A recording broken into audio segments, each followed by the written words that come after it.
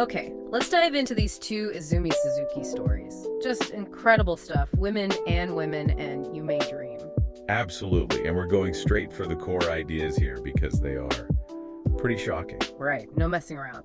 So, women and women first, the whole premise, where men came from. Yeah, it's kind of darkly funny, almost. Earth was all female, peaceful. Peaceful, right. Until this misshapen child is born, the first man. And that's it.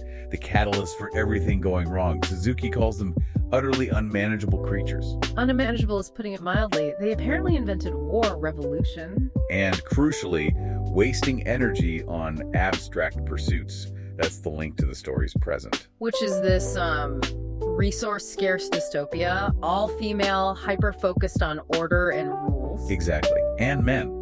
They're basically gone, just these rare deviant strains stuck in the geo because of the pollution they supposedly caused. The gender exclusion terminal occupancy zone. It sounds pretty grim. It is, and it's pure control. This society built for order uses, the same heavy-handed methods. You see it everywhere. The Information Bureau, these detention centers. The protagonist, Yuko's mother, is even in one. And the book ban.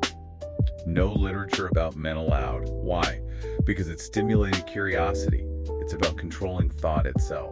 Even the family structure is rejigged. There's a more masculine working woman. Like the sister, Asako, working at the energy plant. And then the feminine partner stays home. It's like an inversion, but the core roles are still there. Right. The worker and the homemaker just gender swapped. But, okay, if men are just these contained, almost pathetic figures in the GTO, Yuko sees them like zoo animals, right? Initially, yeah. Yeah. Apathetic. But then she meets Hiro, the boy who escaped. And that changes everything. He tells her this dreadful truth.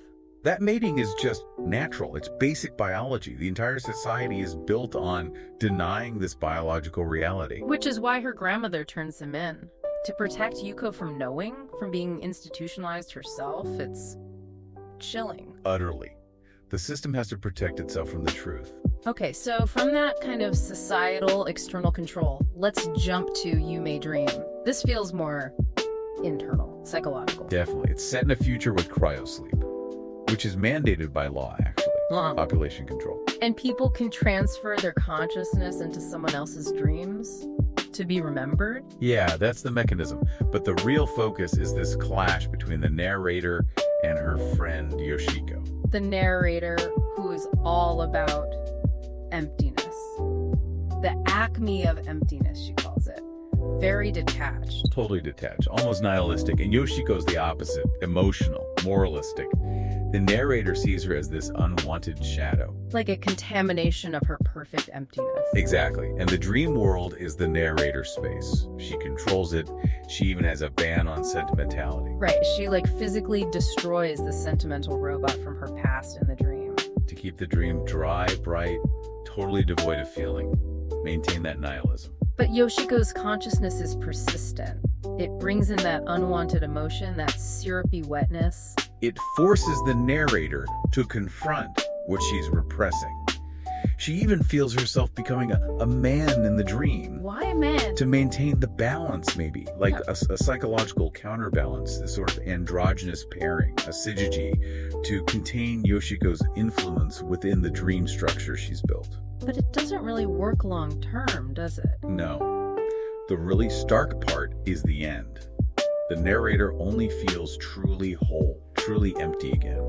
After she arranges for Yoshiko's consciousness to be completely erased from her dream. No, she gets rid of the contamination to preserve her sterile isolation. It's brutal. Wow. So both stories, in really different ways, were just tearing down standard ways of thinking about society, about the self. And showing how power works through rules. Whether those are like government rules or the rules you impose in your own mind. Suzuki's vision, it just shows how completely new laws, however bizarre, can reshape everything we think of as human.